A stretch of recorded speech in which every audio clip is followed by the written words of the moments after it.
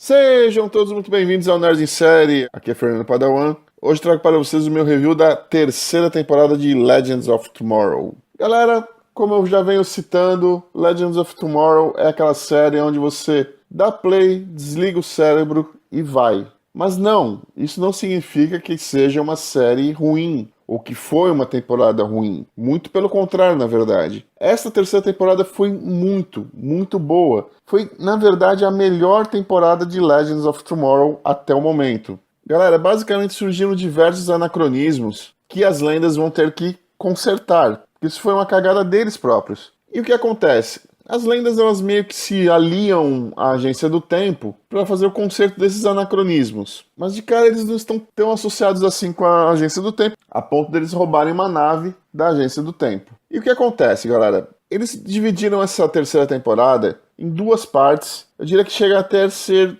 distinta uma da outra. É quase como se a primeira fosse uma história e a segunda outra. É praticamente isso. O que acontece? Infelizmente, o ator que interpreta o Dr. Martin Stein, uma das metades do Nuclear, que é um personagem fantástico que eu pessoalmente conheci e passei a admirar, gostar muito, na época dos Super Amigos, que passava na Globo ainda, etc e tal. O que acontece? O Dr. Martin Stein, ou melhor dizendo, o ator, virou para a produção da série e falou que ele simplesmente não queria mais participar da série, ou das séries, né? E o que acontece? A produção teve que achar um meio de poder se livrar do personagem, mas de uma maneira honrosa, evidentemente, e foi o que eles fizeram. Então essa primeira metade, eles tiveram que resolver esse problema do ator que estava querendo deixar a série, e ao mesmo tempo eles tinham o crossover para fazer, junto com as outras séries, e ainda por cima eles tinham que pôr um pano de fundo para poder ter um desfecho da terceira temporada, né? E basicamente o que acontece? A gente viu que o Dr. Martin Stein ele estava cada vez mais desgostoso dessa história de ser herói ou mesmo uma lenda. Já o contraponto era o Jax, que é a outra metade do Nuclear, e o Jax cada vez curtindo mais essa vida de herói, ou melhor dizendo, de uma lenda, e ele curtindo, o cara jovem, novo, né, meu, tá adorando aquilo. E ele tinha uma importância como um engenheiro, uma espécie de um mecânico, um faz-tudo, um Severino, dentro da nave, né? E eles foram trabalhando, desenvolvendo essa parte onde o Dr. Martin não estava mais satisfeito, aí o Ray acaba até ajudando eles, ou melhor dizendo, tentando, né, ajudar eles. E a gente viu que o Dr. Martin se tornou avô, nasceu o bebezinho da filha dele, filha essa que foi gerada a partir de um anacronismo, se a gente se lembra bem. E eles foram trabalhando isso, desenvolvendo até o crossover. Eu vou dar esse pequeno spoiler aqui, se vocês me permitam. O Dr. Martin Stein ele acaba se sacrificando, ele acaba morrendo para poder salvar não somente as lendas, mas salvar os heróis no crossover. Ele foi uma parte muito importante, muito decisiva na hora da decisão ali que os heróis e as lendas se juntaram para enfrentar o pessoal da Terra X. Eu não vou entrar aqui no crossover porque daria um outro vídeo somente sobre o crossover, mas como já também passou, já tem um tempinho, não sei se vocês querem, mas acredito que vocês tenham assistido todo o crossover, que foi fantástico, que foi disparado o melhor crossover até hoje. Mas então nós tivemos esse ponto, né, que o Dr. Martin vem a falecer e o Jax tem que comunicar a família, a esposa, a filha, né? E a gente vê que o ator que interpreta o Jax, ele entregou uma atuação muito, mas muito legal. A gente viu como foi sofrido para ele perder uma parte dele. No caso, era até literal, né? Eles dividiam o Nuclear, né? Então ele realmente era uma parte dele, né? Posterior ao crossover, a gente teve o último episódio dessa primeira metade da terceira temporada, que era o episódio também comemorando o Natal e tudo mais. E o que eles fizeram no episódio após a morte do Dr. Martin? Eles trouxeram o Dr. Martin Stein, jovem, novamente. Como era Natal, o Dr. Martin foi comprar um presente de Natal para a filha dele, que era pequenininha na época, e ele estava atrás de um ursinho azul, bonitinho, todo fofinho, um ursinho chamado Bibu. Eu sei que dá todo um rolo, não vou também ficar spoilando muito vocês. Tanto o Dr. Martin jovem quanto as lendas vão parar na época dos Vikings, onde os Vikings passaram a adorar esse ursinho Bibu, como se fosse um deus, mas as lendas conseguem resolver esse anacronismo, e eles fazem uma ceia natalina no encerramento do episódio, para uma comemorar o Natal, que era a ocasião do Natal, né? e a outra para também servir de despedida do personagem do Jax. Uma vez que você não tem mais uma das metades do nuclear, não tem por que a outra continuar na série. Então, infelizmente, pela decisão do ator que interpretava o Dr. Martin Stein, levou também ao outro ator perder o emprego, né? E basicamente a temporada se resumiria a isso. Se não fosse por um pequeno detalhe ali de um pano de fundo que estava rolando, que aconteceu o quê? As lendas tiveram um anacronismo, e esse anacronismo levou as lendas a enfrentarem nada mais nada menos que Jack the Ripper, Jack o Estripador. E nesse episódio, o Damien Dark, que estava até aquele momento dormindo, tendo um sono profundo, tipo Odin, ele foi trazido de volta à vida através da filha dele, da Nora Dark. Dali pra frente a gente vê que a Nora Dark possui um demônio dentro dela, um demônio chamado Malus. Basicamente a primeira metade dessa terceira temporada foi isso. Foi uma primeira metade, eu diria pra vocês, tirando o crossover, que não dá pra contar, que inclusive foi o desfecho do crossover, né? Foi uma primeira metade bem ok, pra ser bem sincero. Foi uma primeira metade bem ok, nada demais. Bem mais parecida com a primeira temporada até do que com a segunda. Mas, felizmente, tivemos a segunda metade. E aí, galera, a série desenrolou. E de cara, John Constantine aparece, se junta às lendas. E galera, Constantine é um personagem muito, muito bom. Para nossa alegria! Teremos Constantine regularmente na quarta temporada das lendas. Meu, fantástico. É isso que eu queria, não sei, vocês, deixa aqui no comentário, vocês querem mais Constantine na série? Não? Vocês não gostam do personagem? Amam? Deixa seu comentário aqui. E galera, se não bastasse essa relação desse demônio com as lendas, nós tivemos alguns episódios assim, nessa segunda metade, bem aquele episódio filler, sabe? Mas foi muito, muito divertido, foi muito legal. A gente teve um episódio que é parecido com aqueles filmes do Dia da Marmota. Aqueles filmes como, por exemplo, O Feitiço do Tempo, No Limite do Amanhã, com Tom Cruise, que são excelentes filmes. Então a gente teve um episódio totalmente dedicado a isso, ao Dia da Marmota. E foi baseado na Zari.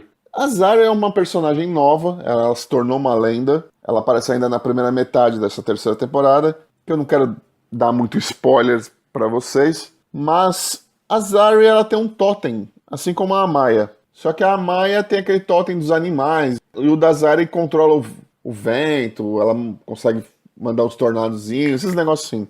E basicamente, pessoal, esse episódio dela foi fantástico. Foi totalmente um filler, mas ao mesmo tempo foi fantástico, foi muito engraçado. Na pegada do Dia da Marmota. Se você curte esse tipo de filme, esse episódio você tem que assistir. Tivemos também um outro episódio, que eu também considero um filler, que foi o seguinte. Nessa segunda metade da temporada, a Sarah, a nossa capitã, né? Ela começa um relacionamento com a Ava, que se tornou diretora da Agência do Tempo, né? E as duas começou esse borogodó, tudo mais. Só que num dado momento lá, a Sarah termina com a Ava, porque ela tem medo da Ava se machucar, afinal eles estão enfrentando um demônio e tudo mais. E aí tivemos um episódio que basicamente as lendas foram atrás de um anacronismo, e o anacronismo era um mundo cheio de Avas. Então você imagina você chegar num lugar que é cheio da sua ex. Isso mesmo, tem a sua ex ali, na outra esquina, na outra rua, no outro prédio, em todo lugar tinha Ava. Cara, mas foi um episódio assim que foi muito engraçado, toda a situação que a gente viu ali. Nesse mesmo episódio a gente é apresentado a uma linha temporal onde a gente vê a Amaya bem já idosa, também ficou bem bacana. Foi um episódio muito legal, cara, muito engraçado, mas que a história também desenvolveu. Foi muito, muito legal. Uma adição que as lendas tiveram nessa segunda metade da temporada foi o nosso querido Kid Flash. Isso mesmo, o Wally West. O Rip foi atrás dele, ele tava todo zen, tava lá meditando no Japão, na China, sei lá eu aonde. O Rip foi lá, trouxe ele para as lendas e ele passou a ser uma das lendas. Meu, fantástico, muito bom. Particularmente eu gosto muito do Kid Flash. Infelizmente ele foi subutilizado na série do Flash, entendeu? Mas eu acho que ele vai ter um pouquinho mais de espaço agora. E galera, basicamente para enfrentar esse demônio Malus, as lendas teriam que utilizar os totens, a exemplo do totem da Amaya e do totem da Zari. Eram necessários 6 totens. E a princípio as lendas tinham apenas 2, o da Zari e da Amaya. Mas eles começaram a se enfiar numas tretas. Por exemplo, enfrentaram o pirata Barba Negra, que, diga-se de passagem, é um covarde, cagão. E lá eles conseguiram o totem da terra. Depois eles conseguiram o totem da água com a neta da Amaya, que a princípio era uma vilã, mas depois se tornou uma mocinha. E, por exemplo, o totem da morte, eles conseguiram através do Elvis Presley.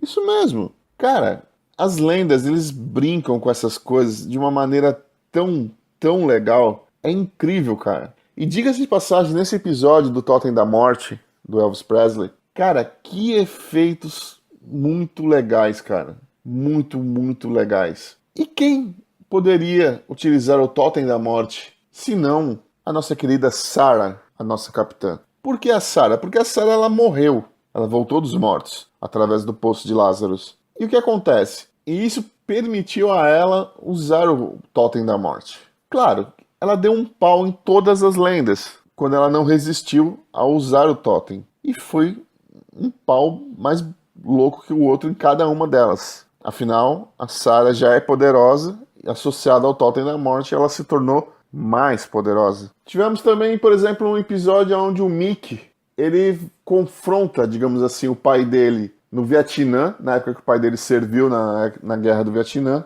Nesse episódio, o Grodd aparece no vilarejo que eles estão. Eles acabam tendo que confrontar o Grodd também. E a gente vê que o personagem do Mickey, nessa temporada, ele ganhou muito mais importância, digamos assim, muito mais bagagem. Ele parecia ser um personagem muito raso no começo, né? Mesmo na época do Flash. E hoje não, ele tem uma importância muito grande. Ele tem uma bagagem muito grande. Você se preocupa com o Mickey, apesar de todo aquele jeito dele, né? Falando em Gorilla Grodd, tivemos um episódio, por exemplo, onde o Grodd aparece para matar Barack Obama. Sim, isso mesmo, eu disse Barack Obama, que eu não sei por que ele quis ser chamado de Barry, mas ok, tá bom. Mas como a gente sabe, ele acabou sendo famoso por ser Barack Obama, né? Não Barry. Mas como eu disse, as lendas precisavam dos totens, 6 totens, para poder enfrentar o Malus. As lendas se refugiaram no Velho Oeste, que coincidentemente o xerife da cidade era nada mais, nada menos que Jonah Hex. Fantástico, maravilhoso. Você curte Jonah Hex? Deixa aqui no comentário, eu quero saber muito de vocês.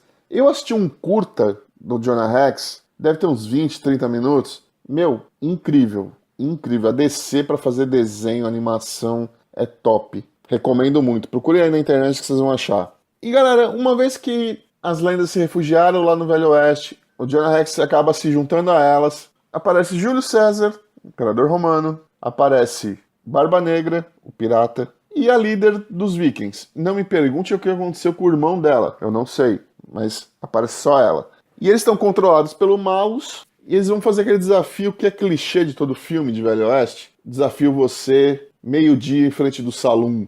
Esse desafio, saca? Então, foi isso aí. E quando deu meio-dia, no outro dia, cada um desses trouxeram seus respectivos exércitos, beleza? Só que as lendas se prepararam, armaram um plano. Só que as lendas sabiam que somente elas não seriam suficientes para enfrentar estes 3 exércitos, mais o Malus ainda por cima. Lembrando, galera, que as lendas fizeram um acordo com o Damien Darhk, que estava preocupado com a filha dele, a Nora, que estava possuída pelo Malus, né? Num dado momento, o Damien, através do Ray, consegue trocar o Malus de lugar.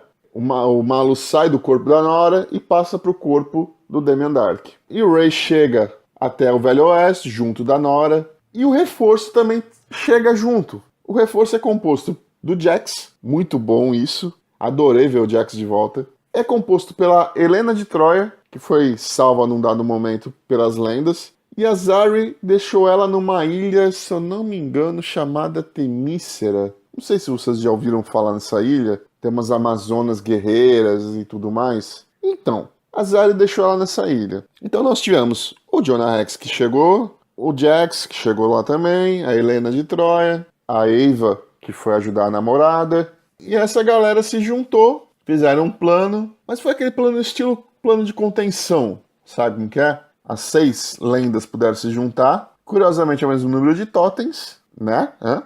Então. E as lendas tinham que criar um ser de luz para poder enfrentar o demônio Malus e assim poder garantiu o bem pro mundo todo. Só que, cara, na hora que eles estavam criando esse ser de luz, o Nate pensou, sabe-se lá por quê, no Bibu, o ursinho azul que o Dr. Martin Stein foi comprar para dar para a filha de presente. Então, não sei por quê, ninguém sabe por quê, passou na mente do Nate o Bibu. Então, ao invés deles criarem um ser de luz, eles criaram um Bibu. Só que um Bibu gigante. Cara, na hora que eu vi essa cena, foi automático eu me lembrar de Caça-Fantasmas 1. Cara, foi a mesma coisa. O Ray, no Caça-Fantasmas, do nada passa na mente do Ray o boneco de Marshmallow lá. Do nada, passou na cabeça dele naquela hora. Eles não podiam pensar em nada, né? Mas ele pensou no boneco, do nada. E virou o boneco, isso aqui, gigante, né? E foi a mesma coisa aqui. Aqui nas lendas, virou um Bibu gigante. Só que as lendas se transformaram no Bibu. Então, os 6 membros das lendas se juntaram, se fundiram e viraram um Bibu gigante. Ah, meu amigo, aí a galhofa foi. Aí, meu, desliga o cérebro e vai, cara. Mas assim, vai com força. Vai com força, vai com gosto, porque foi, cara. Foi. Não vou negar que a galhofa foi, olha, de primeira. Eu vi gente falando que odiou. Cara, eu amei. Amei. Cara, você desliga o cérebro da Play e vai, cara. As lendas é fantástico pra isso, entendeu? E foi o que aconteceu. Nossa, cara, o Bibu chamando por pau o Malus, que era uma criatura gigante, alada, com uma cara meio de boi, sei lá eu. Meu, foi a coisa mais hilária que eu vi, acho que nesse ano, cara. Foi muito, muito engraçado. Ele chama pro pau, parecia a Trinity no Matrix chamando pro pau. Mesma coisa. Mesma coisa. Cara, várias referências, vocês estão notando, né? E, meu, eles começaram a lutar, pancada daqui, bola de fogo dali. Meu, a hora que o Bibu, no ar, agarra o Malus, dando risada, e os dois vão despencando no chão, cara, e forma aquele coração azul. Meu Deus, cara. Meu Deus, coisa linda, cara. Galhofa de primeira, cara. Se você assistiu, e por favor, fala que sim, deixa aqui no comentário. Fernando, eu amei a galhofa. Fernando, eu odiei a galhofa. Deixa o que você sentiu na hora, a sua opinião daquela hora. Mas eu quero saber realmente a opinião de vocês, porque, meu, foi uma galhofa nível master. E foi lindo. Galera, basicamente, tivemos a terceira temporada de Legends of Tomorrow, que foi meio fraca no começo, mas depois deslanchou. Está confirmado John Constantine para a quarta temporada de forma regular. Eu gostaria de ver mais Jonah Rex também na quarta temporada, seria fantástico. Tivemos muita coisa bacana. Tivemos o Ray de Paixonite com a Nora. Tivemos Jonah Rex de Paixonite pela Zari. O Wally fazendo as coisas engraçadinhas dele. Cara, foi muita coisa legal. Fica o pesar, né? Porque, infelizmente, o Dr. Martin, assim como o Jax, saíram da série. E outro pesar que fica também é que o Rip, num dado momento que as lendas estavam enfrentando o Malus, o Rip se sacrificou pelas lendas. Mas tem aquela velha teoria, né? Não tem corpo, não significa que o personagem morreu. Então, né? Dr. Martin tinha corpo, foi enterrado, morreu. O Rip não tem corpo, então, né? Ninguém sabe, ninguém viu. Bom, pessoal, em resumo, terceira temporada, muito boa. É a melhor das 3 temporadas. Muito, muito legal. Agora ficou a deixa para a quarta temporada deles trabalhando nessa questão do sobrenatural. Aparentemente, teremos mais demônios ou outras coisas sobrenaturais, talvez, na quarta temporada. Mas eu quero saber muito da opinião de vocês, então por isso eu peço a vocês, deixe o seu comentário aqui, o que vocês acharam dessa terceira temporada. Por favor, deixe seu like, compartilhe o vídeo. Se você não é inscrito no canal, eu te convido. Se inscreve no canal!